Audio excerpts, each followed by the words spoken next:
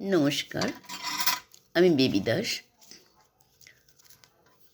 আজ অনেক দিন পর আবার একটি নিজের লেখা কবিতা নিয়ে আপনাদের কাছে এসে উপস্থিত হলাম। কবিতাটি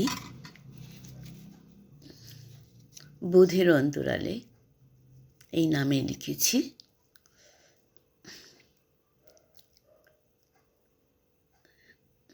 বোধের অন্তরালে।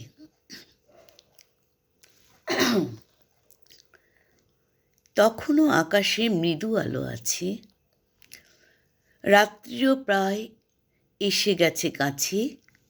সৈকত তীরে একা বসে বসে গুনতে লাগি ঢেউ।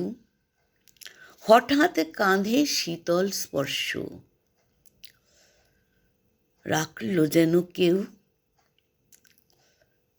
বিস্ময়ে ভরে বড় চোখ করে এদিক ওদিক চাই।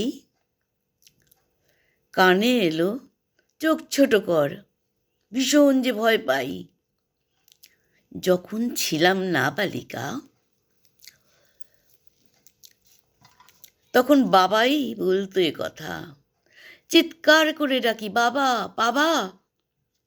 চারিদিকে নামে নীরবতা, বাতাস যেন ভারী হয়ে আসে, হৃদয়ে মহা যন্ত্রণা। তখনই মনে হলো মা এসেছে পাশে, দিতে যেন সান্ত্বনা।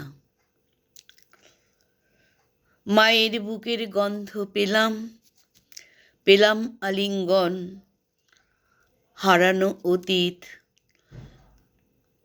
ফিরে এলো যেন, মন করে উচাটন।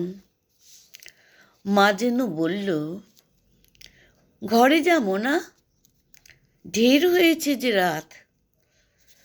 তারপরে কোথা হারিয়ে যে গেল, খুঁজে ফিরি মায়ের হাত।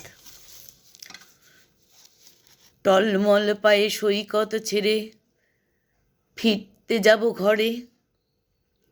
চারদিকে থেকে উঠল ঝড়, আমাকে ঘিরে ধরে। নমস্কার।